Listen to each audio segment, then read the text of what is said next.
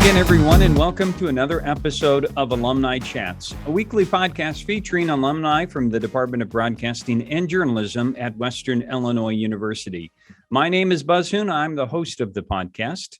Today, I'm talking with 1996 graduate Renee Stoetzer Charles. And that's before we became a Department of Broadcasting and Journalism.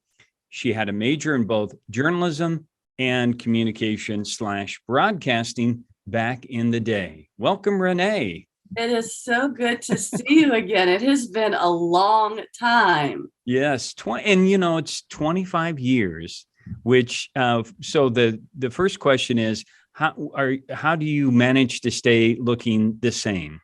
Well, thank you very much for that. It's hard to believe that 25 years ago because I'm only 30. You were just a child.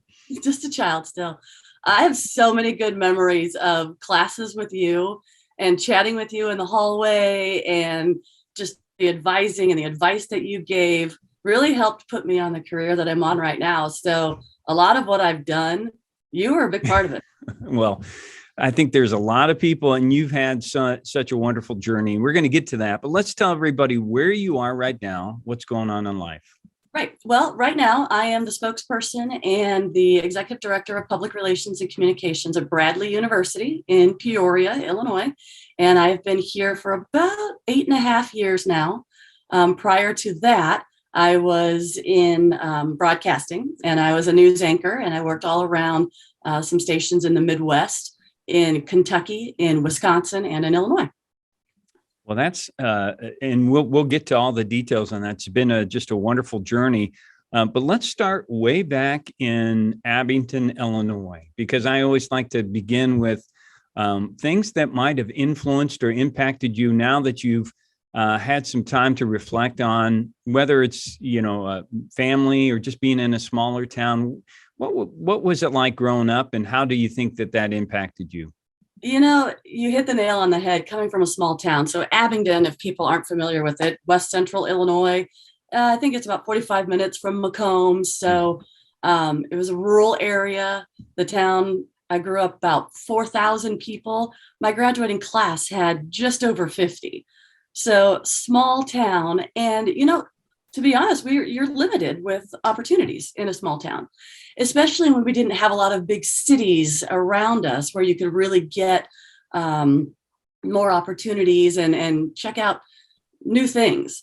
But my parents always had the story about, I was 5, 6 years old, and what do you want to be when you grow up? And I told them there were 2 things I wanted to do. One was to be a news anchor, and the other was to compete in Miss USA. And at that age, I kind of already knew, as a little girl, that I really wanted to be in the broadcasting world because I didn't know a lot. And as I was growing up, I realized I don't know a lot. I want to learn more. And as a journalist, you get to learn the real intimate details. And then I could give those stories to other people so that they could make decisions that would possibly benefit them, but they would at least have all the facts to make a decision. And so that kind of drove me all along, as I was always searching for, I want to learn more, I want to know more. And so broadcasting, journalism really became that thing that I really wanted, not only for me, but to let other people know what's happening around them. It's amazing that you had those goals so early on, because in a way it shows, to me at least, that you had this great inner courage or confidence, no fear, because I think in those kind of things like that, it shows this, because a lot of kids and a lot of people eventually, they just, it's too intimidating. And, it is very intimidating.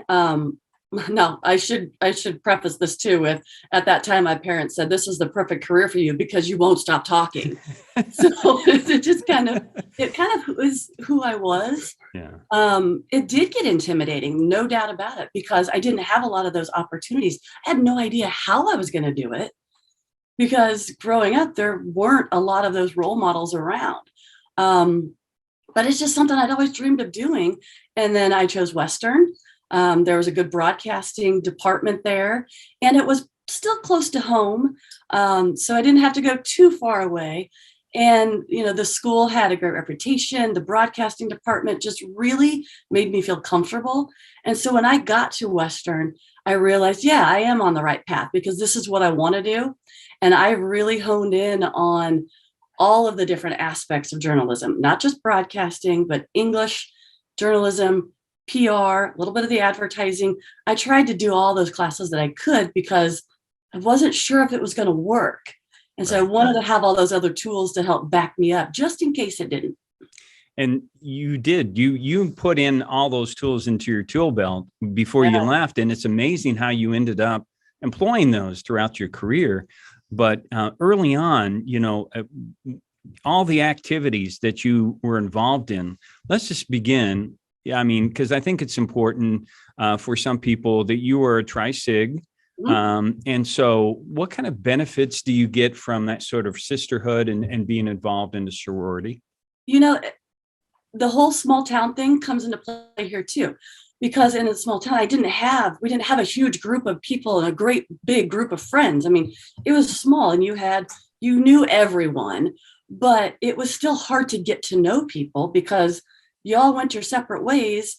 And so when I went to college and I met this group of girls, it really empowered me and it did lift me up. I was very intimidated when I decided to rush. I was actually invited to an interest party, so I didn't even go through the rush experience. And when I met these girls, I thought, who are these people? Where are they from? Lots from Chicago and out of state and just bigger cities. But I learned so much from them and just developed these friendships that I don't know that I would have had any other time. And to this day, I'm still friends with quite a few of them. But they really lifted you up. And it wasn't like a competition. And when you grow up in a smaller town, there's a lot of competition because there are only a few spots available for sports or, the student newspaper or whatever. And here, everyone was lifting you up together and saying, hey, you're really good at that. How can I help you? What is it you really want to do? How can I help you to get to that? Or just encouraging you. So it was something I wasn't used to. And it was, when I look back at it, that's another thing that really helped me to get going to where I ended up. And probably some friends forever. Oh, yeah.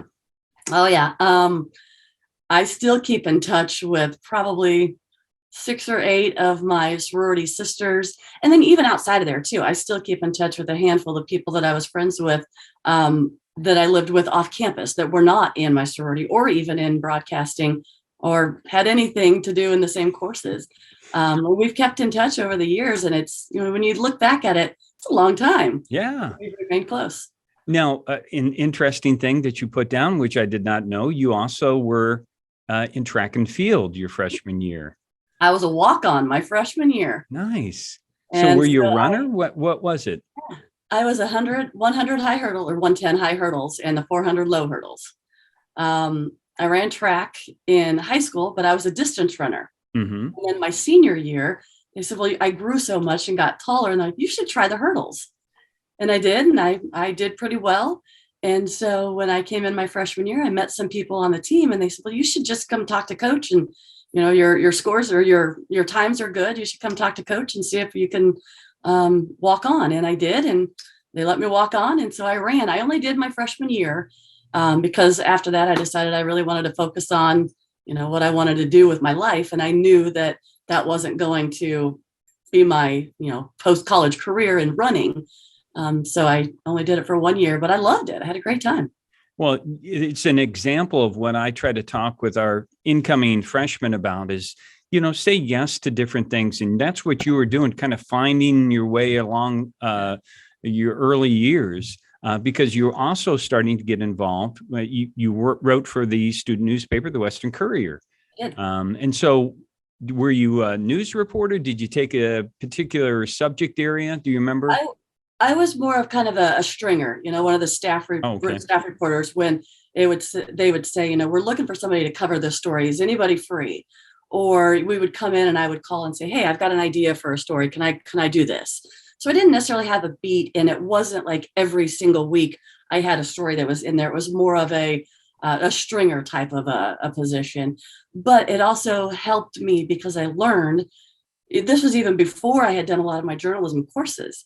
It was, how do you tell a story? What do you want from an interview subject. And so I had that experience before I even really got into my journalism classes. So it was kind of the cart before the horse in that sense, but it taught me a lot from the real world. Then I learned the mechanics and the education behind it, which put the two together. And I feel like it made me a stronger journalist. And how did you get involved with the radio station? Because this is back in WIUS, right? Yeah. Was the early one. So how did you get involved with that? That I think, if I remember, that was sophomore or junior year. And I was running around the halls of, was it Saley Hall at the time? And walking around there. And I remembered seeing something and somebody coming out of there saying, oh, that felt like a good shift. I said, well, what are you doing? And they told me about it. I'm like, well, how do I get into part of that? And it just kind of happened that way. But I was actually working in commercial radio before that. So going back to the Wayback Machine again, I got in touch with the radio station in Galesburg, WAAG, when I was Miss Knox County. And I did some work with them throughout that year that I was representing the county and the county fair. And so when I went off to college, they said, well, are you interested in something? And I went and talked to them and they offered me a Sunday afternoon shift. And I ran the American Country Countdown on Sunday afternoons. So I left Western, drove back to Galesburg, did my shift there, drove back to Macomb, studied, and went to school. But that came first and I loved it. And so when I found that there was an opportunity right there on campus, I jumped at it. Nice. And then you also got involved with the newscast on WWIR. What do you remember about that time? That was probably one of my favorites, because that's where I actually got the chance to do what I thought I always wanted to do. Yeah. And the more I did it, I realized, yeah, this is what I want. But the cool thing about it, looking back now, Buzz, was that when I'd walk into the control room and you'd see my fellow students and then go into the studio and there also my fellow students, we were all on the same level. We were all learning. We were all finding our way, sitting next to, I remember one of my anchors, Mark, and I remember sitting next to Mark and thinking, do we have any idea what we're doing? But we got to put just our heart and souls into doing it. And we loved every minute of it. Now, were people watching?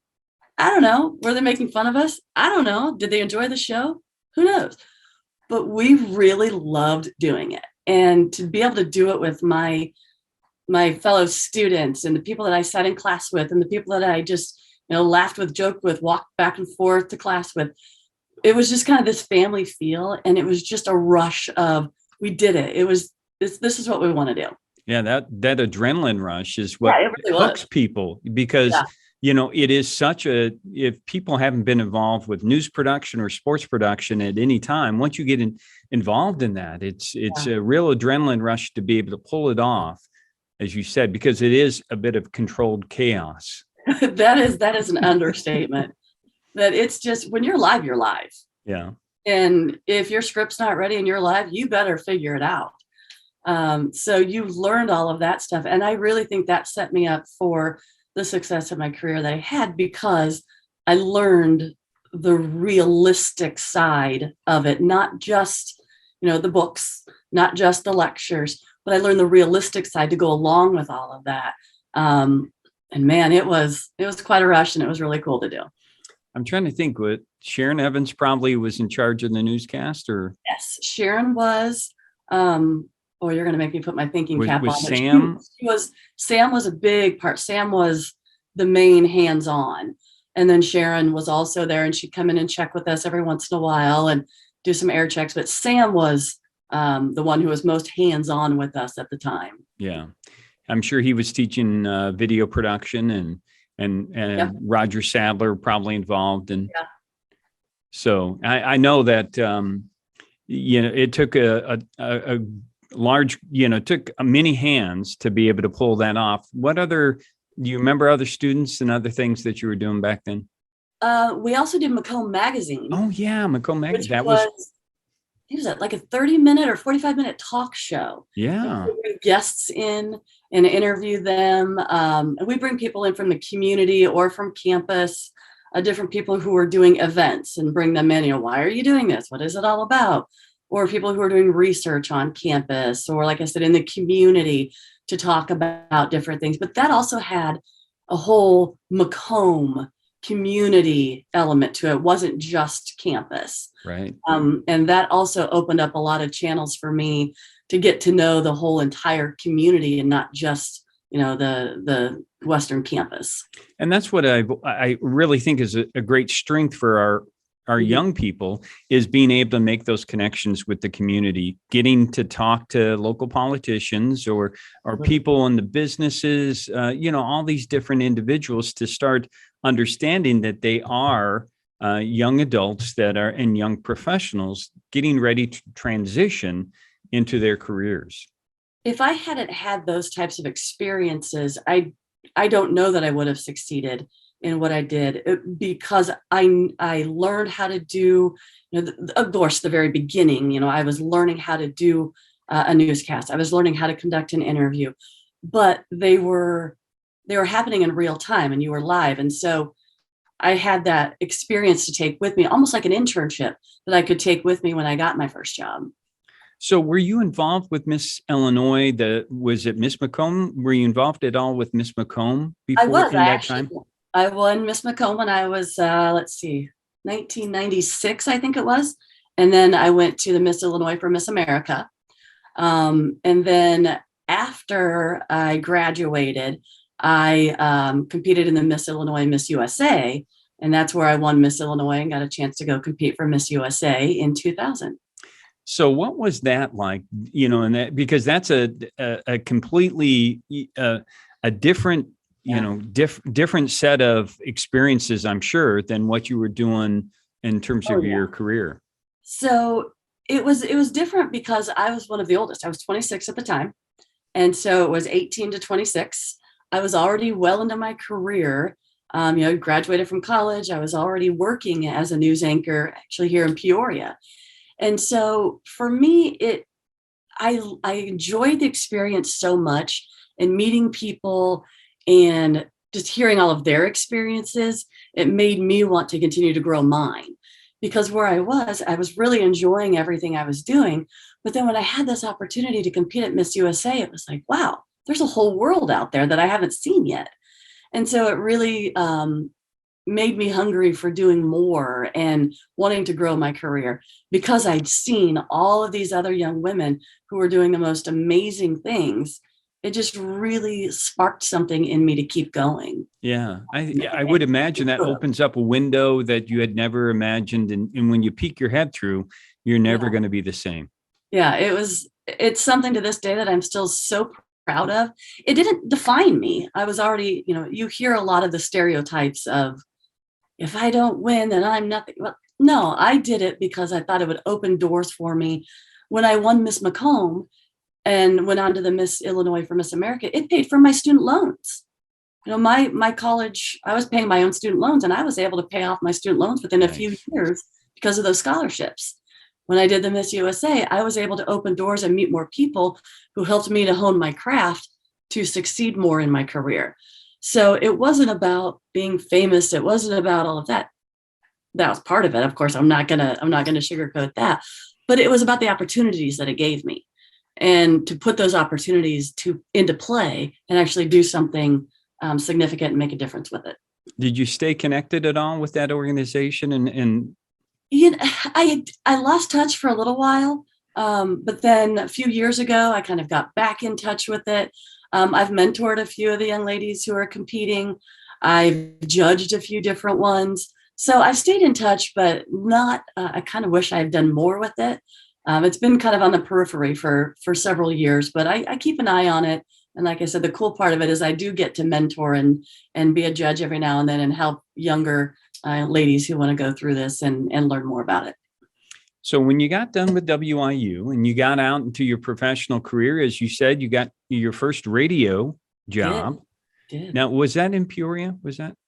My first radio job was in Peoria. Okay. I was the kind of the sidekick, the co-host of a morning show on an album-oriented rock station. And so that opened my eyes quite a bit because, I came into this rock station and I thought, what on earth is going on? But that also helped me to learn how to really, project my voice, how to be a part of a live event, how to get up at 4 o'clock in the morning for your show. And I did the news for it, but then I also did a little bit of the co-hosting. And so you really had to have your news hat on, but then also have a good time. And so I learned how to balance a little bit more with that. But that was my very first, position at full time in radio. I had done radio all through college. I actually worked at 4 different stations in 4 different cities, 4 days in a row while I was in college. That's amazing. So, I mean, I wanted to learn as much as I possibly could. So I jumped at all those different opportunities, and it was worth it. Well, what I find amazing about that is you were working on your own abilities there. I think that young people don't understand that there is a performance part of this. As you mentioned, that you have to learn how to be a personality and how to perform and really match the level of what's expected for your audience. Well, and I was one was a country station, one was a all 70s station, one was a rock station, and one was a classic rock station. So there's different levels of energy that have to go with each of them. There are different, as you said, personalities that you kind of have to go with each of them. Plus, you don't just sit there and say, oh, the next song is by so-and-so. You actually need to know a little bit about the music so you can talk about it. So yeah, it was a learning experience, and it was kind of a crash course in how do you handle yourself in different situations and adapt to it. So interesting in that your journey brought you back to Macomb, and you worked at WJEQ for a while. I did. I left for a year, came back for a year, hosted my own morning show there with a couple of co-hosts that joined me on the show. I was there for a year. And then after that, I left and got into television. So I bounced around in radio and then got into TV. So that was the plan, that you were going to continue, you were going to look into trying to secure a television job. And you got that opportunity in Madison, Wisconsin. My first TV job was actually in Peoria. Okay, was in Peoria. Okay. Yeah. I did a show called The Morning Mix, and it was a 3-hour morning program, unlike anything you've ever seen. It was skits and bits and news and sports and interviews and live audiences and live interactive call-ins on the show. So it was like a radio meets TV and a little bit of a calmed down Howard Stern meets mainstream television, to wrap all that together. And it was just it was an experience unlike any other. Wow. How long did you do that? Did that for 5 years. Okay. And I handled all the news. And it was, every half hour we had a 5-minute news break. So I'd handle all the news. And then I also produced and anchored the noon news, which is, your straight newscast of a 30-minute news, weather, and sports. So you eventually, as I said, you got to Madison. You also went to, I believe, Lexington, Kentucky. Yeah. And so you were on a trajectory there. And were you anchoring, reporting? What kind of stuff were you doing? So both of those stations, I was an anchor. And then, so Madison, I was evenings, and I hosted a show. And then I was one of the nightside reporters. But I did more producing in Madison. So I had the anchoring, I had the producing, and I did the reporting. But then when I went down to Lexington, I was the morning anchor. So I was straight news, and I was the dayside reporter. Then after about a year, I moved to one of the evening slots, and I did one of the early evening shows. And then I was a dayside reporter. So again, I had the producing, I had the anchoring, I had the reporting, I had a little bit of live shots. So I got to do a lot of it. And I was in Wisconsin for 3 years, and then down in Lexington for a little over 3 years. So what happened to where you would leave the television broadcast industry and then get into your first PR job? So when I left Lexington, Kentucky, and we moved back to Peoria at the time, my then husband's job brought us back to Peoria.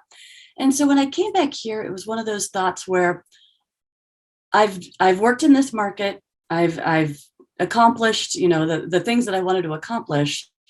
Do I want to go back to this market and start over again, or do I want to try something different? And so I took it as an opportunity to what would be a nice a move from what I knew, which was all I'd ever done was broadcasting. And I realized, PR would be kind of a logical move. Yeah. I knew what the media wanted. So as the PR person, could I give them what they wanted? And I came to Peoria and I started at a company called the Heartland Partnership. And I was the spokesperson and the communications director for a small family of companies that focused on economic and community development. And I was able to promote them and draw attention to what they did and really elevate the work that they did through communications and public relations. And you got back out into the community. I did. I got back into the community, really learned the people who are impacted by what we did as an organization, and was able to then elevate those people as well, who not only benefited from what we did, but it benefited the entire community to help draw and attract businesses and economic development to the region. Now, before we get to your current position and the things that are happening, let's reflect a little bit about some of your experiences, because I think there were some interesting stories there that you must have encountered a number of different celebrities, politicians. What ones do you think are ones that are really memorable that you say that was really cool? I was actually talking to a young reporter just a couple weeks ago, and she's like, "What advice would you give to me?" And I said, "Write down the cool interviews that you've done. Write down those people who stuck with you, because I wish I had done that." Because as I think back, I'm like, wait, I interviewed Garth Brooks. I interviewed Miranda Lambert. I interviewed Jimmy Johnson from Dallas Cowboys at the time. I interviewed, some really cool celebrities. I covered Bill Clinton when he came to Lexington. And I interviewed Governor Bashir, the elder Bashir, when he was governor of Kentucky. I got to do so many cool things. Martin Short. Nice. Art Linkletter. Just a lot of people that I got to interview that I kind of had forgotten about, because at the time you're just in it every day. You're doing something different. You're interviewing this person, you're interviewing that person. 10 years down the road, you're like, wait a minute, take a moment to soak it in and realize I got to do that. That was really cool. You get so caught up in the day to day and doing it that sometimes you forget that not everybody gets to do that. Yeah. And so I got to interview quite a few people. I also had some very, hard and stories that stuck with me. I covered the crash of Flight 5191 in Lexington, Kentucky.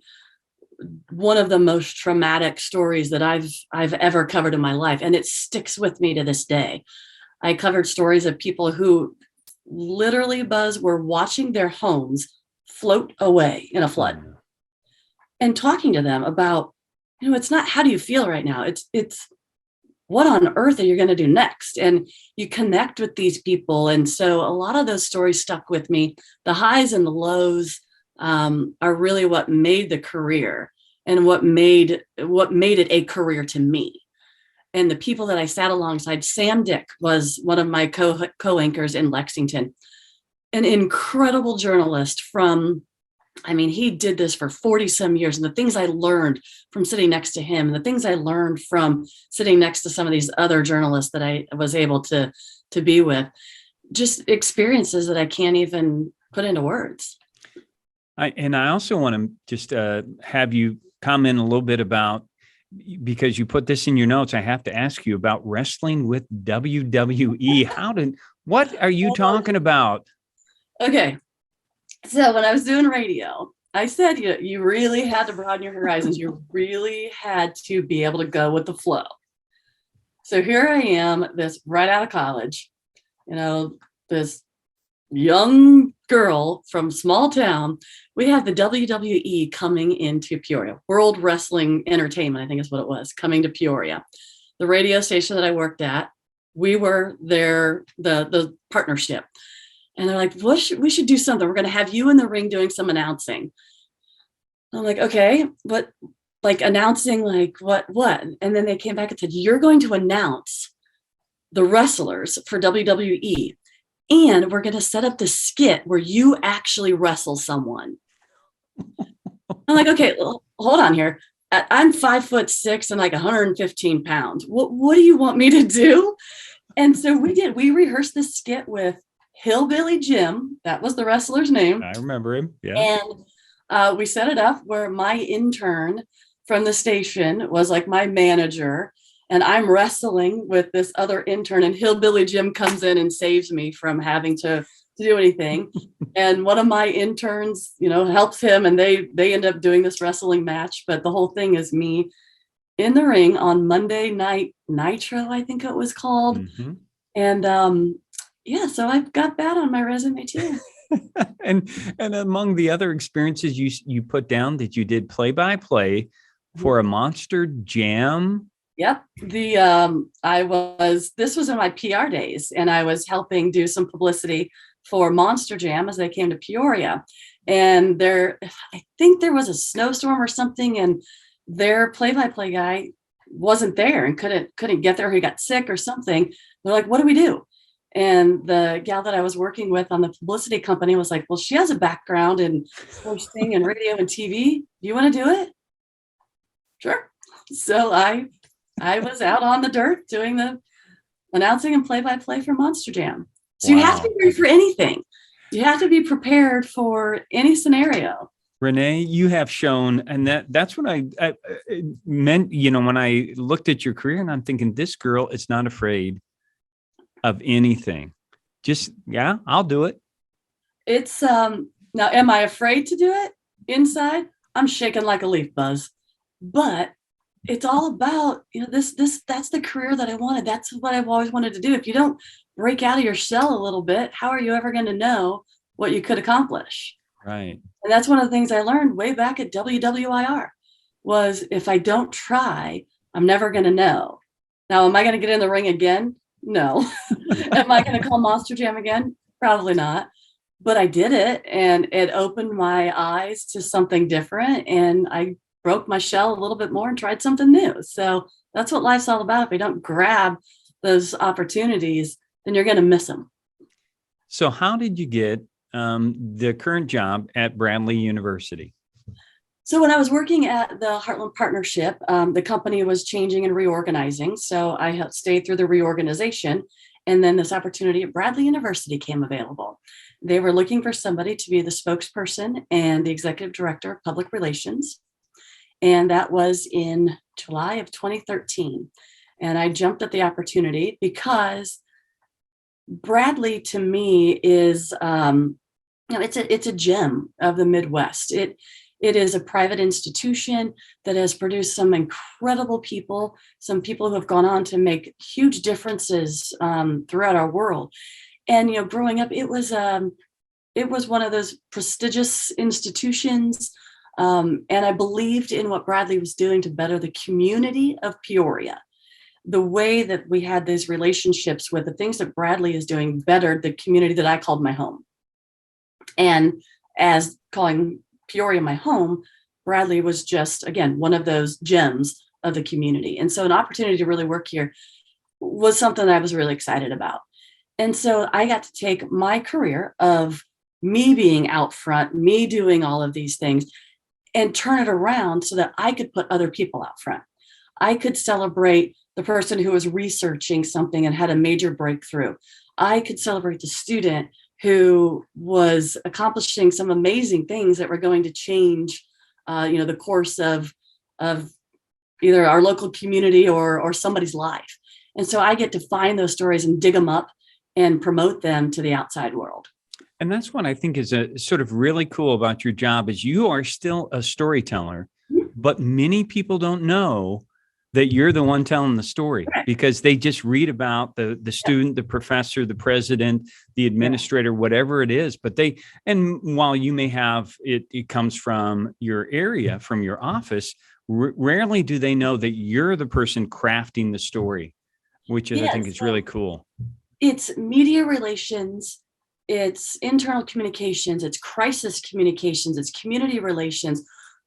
all of those things are what I do in my job. But the best part of it all is when I do get to tell that story, and it doesn't have, my name doesn't have to be on it. I don't have to be a part of it, but I get to tell the story and shape it so that you take it with you and think, huh, I didn't know that.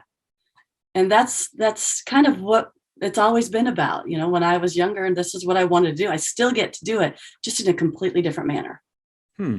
So let's talk about some of the joys and challenges in your job. What do you think? Let's start with the challenges. What's tough about it? Overseeing the crisis communications. I don't know if you're aware, but we are in a pandemic. I've heard that. Yeah. Yeah. That's been quite a challenge because I joined the virus team at Bradley University. So there's a small group of us that oversaw operations during the onset of the pandemic all the way through to today, where I'm still a part of it. And we looked at what do we have to do and how do we change our operations to meet the needs of our students?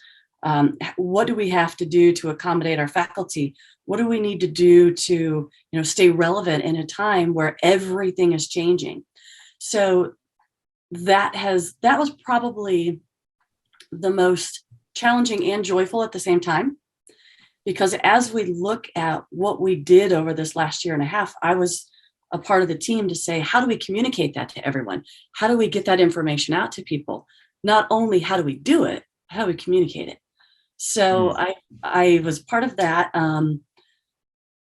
Things like, finding the story of the student who overcame something to stay in school during this pandemic. And I still get to tell those stories. So you can see there's the joy and the hardship all in one. So yeah, it's been a challenge, but I also have loved it. I'm so glad you look at the challenges as opportunities for joy, because I think, like everything, when you get separated from a period of time of even of your own career path, you see the joys, even though I'm sure it was challenging at the time to go through some of those things. But the fact that you stuck with it and you overcome, even in, as you said, within this pandemic, I think sometimes we forget that what we're doing is important and valued, and I'm sure is appreciated by the people that you work with, throughout the university. And I have an incredible group of people that I work with here. So from my team, which we oversee all the special events that go on at the institution, from the PR assistant PR director who sits, right next to me, just my right hand, to our editorial specialist who runs the magazine, to the vice president for student affairs. I mean, we all work together as a team. And so when things get tough, like, again, operating in a pandemic, when we have a crisis on campus or an emergency, we've dealt with a lot of those things that have happened on our campus, but we come together and we all work together. Everyone knows what their role is, but we come together as that team. We had the death of a student a few years ago. How do you deal with that and help everyone to cope, keep operations running, help the friends and the family of the student impacted? How do you keep going with all that and tell that student's story at the same time? When you have crisis, you have emergency, you have lessons to learn, you have all these different things you have to put together, and that comes from a team working together. It's not one person. And so while I love what I do and I feel successful in what I do, it's never been one person. It's a whole team, even here at Bradley. Yeah, absolutely. Let me ask you, Renee, about what it's like to write for somebody else. Sometimes it must be challenging for somebody to say, can you just craft something up for me that makes me sound good? Yeah, and that happens a lot because I do some of the speech writing. The first thing to remember is do not get tied to anything you write. Do not look at it and say, this is the way it has to be, because that's the way it is in your head. Mm-hmm. When somebody else reads it and I'm writing it for you, you may not use that word. You may have a different way of saying it. Or I could have completely misinterpreted how you wanted to say something. So ownership of what you say, you have to be willing to let it go.